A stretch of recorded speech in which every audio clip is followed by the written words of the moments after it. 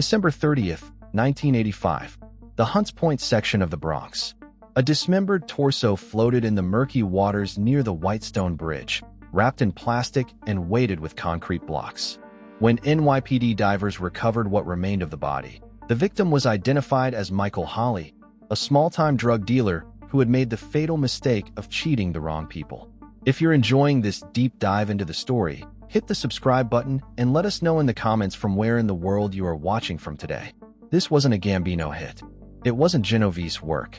This murder was carried out by a crew so violent, so unpredictable, that even the Italian Mafia paid them tribute rather than risk a war.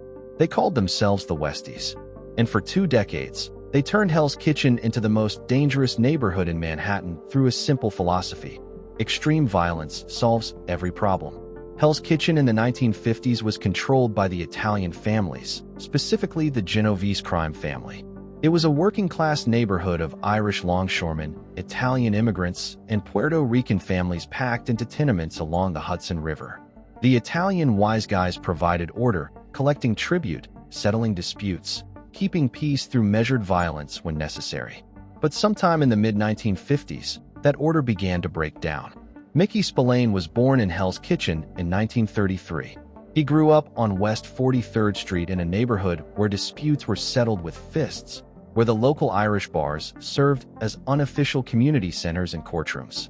Spillane wasn't particularly large, 5 feet 9 inches, maybe 160 pounds, but he had a reputation for fearlessness that made him dangerous. By 1960, Spillane controlled several blocks of Hell's Kitchen.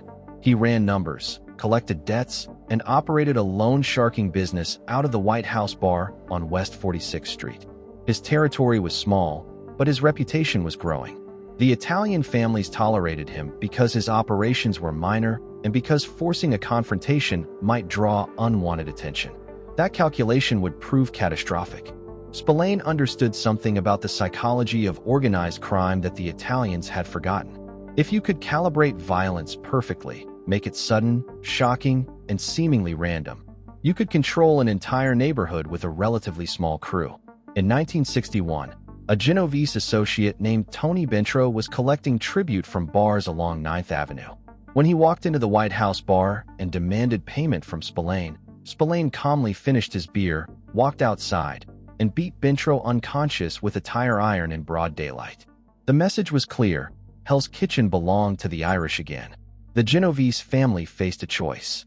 They could escalate or accommodate. They chose accommodation, and that choice changed the balance of power in Manhattan organized crime forever. The arrangement between Mickey Spillane and the Genovese family was unprecedented. The Westies would control street-level rackets in Hell's Kitchen, loan sharking, numbers, protection. In return, they would pay a percentage to the Genovese family and handle certain special projects when needed. Those special projects typically involved murder. The Italian families had grown sophisticated by the 1960s. They wore suits, operated legitimate businesses, and avoided public violence that attracted federal attention. But sometimes violence was necessary, and when it was, they needed people who could kill without hesitation. The Westies provided that service with enthusiasm. Their signature method became legendary. They would kill their victims, then dismember the bodies using power tools in a warehouse near the Hudson River. The body parts would be wrapped in plastic, weighted with concrete, and dumped in the river. Federal investigators later estimated that between 1960 and 1986, the Westies murdered at least 60 people, though the actual number was likely much higher. But what made the Westies truly dangerous wasn't just their willingness to kill, it was their unpredictability. Italian organized crime operated according to rules. The Westies ignored all of those rules. In 1963, Spillane became convinced that a neighborhood bookmaker named Patty Dugan was skimming money. Rather than discussing the matter, Spillane had Dugan killed, dismembered, and scattered across 3 boroughs. The problem was that Dugan hadn't been skimming. He was completely innocent. When the truth emerged, Spillane showed no remorse. "Dead men don't skim money," he allegedly told his crew. Problem solved. This attitude made the Westies valuable to the Italian families, but also made them impossible to control. The Genovese family found themselves paying tribute to a crew that was technically subordinate to them. But Mickey Spillane was getting older, and younger members of his crew were growing impatient. James Jimmy Coonan was born in Hell's Kitchen in 1946. His father was a longshoreman. His mother cleaned offices. He grew up poor, angry, and convinced that violence was the solution to every problem. Coonan believed that Spillane was too conservative, too willing to accept a junior partnership with the Italian families. Why should the Irish pay tribute to anyone? In 1971, Coonan began building his own crew within the Westies, recruiting younger Irish Americans who shared his vision of total independence from Italian control. The tension between Spillane and Coonan simmered for years. The breaking point came in 1973 when Spillane discovered that Coonan had been planning to kill him. Rather than waiting for Coonan to make his move, Spillane decided to strike first.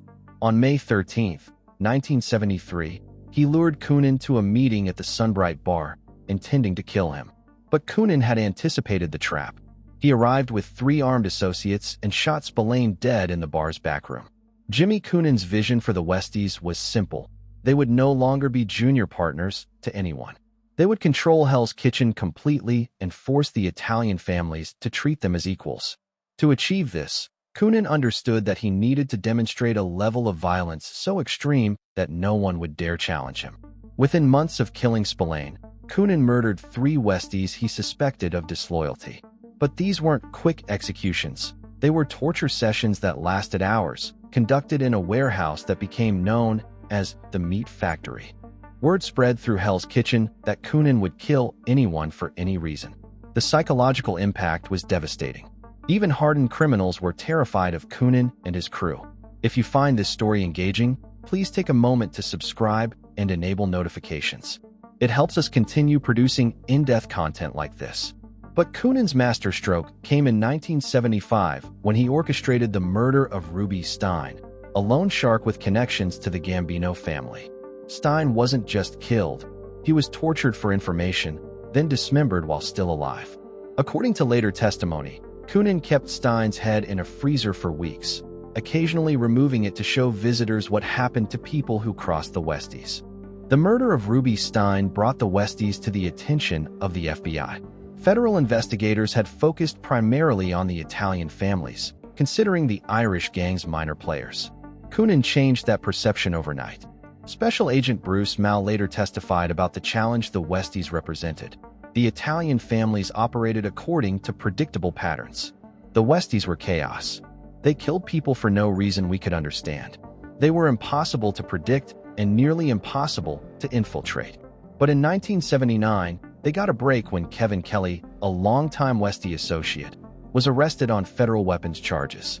Facing 20 years in prison, Kelly agreed to cooperate and wear a wire. For 3 years, Kelly recorded conversations with Coonan and other Westies, gathering evidence of murders, extortion, and racketeering.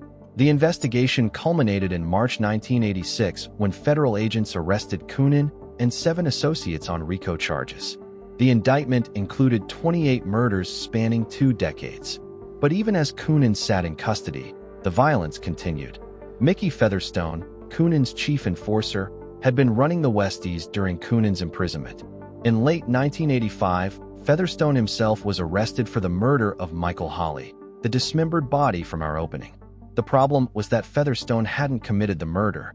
He had been framed by other Westies who wanted him eliminated. Facing life in prison for a murder he didn't commit, Featherstone agreed to cooperate with federal prosecutors. Featherstone's testimony was devastating. "The Italians were afraid of us," he testified in 1988. "They paid us tribute because they knew what would happen if they didn't. We didn't follow their rules. If you crossed us, you died. Simple as that." Jimmy Coonan was convicted on multiple RICO counts and sentenced to 75 years in federal prison. 6 other Westies received sentences ranging from 25 years to life. The organization was completely dismantled.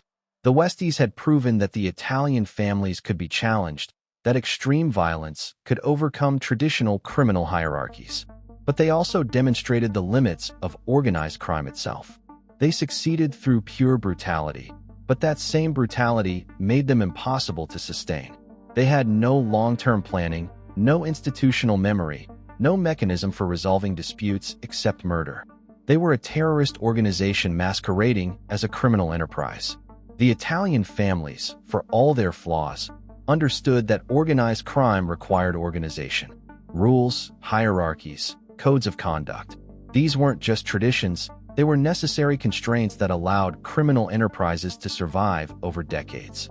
The Westies rejected all constraints, and in doing so, guaranteed their own destruction.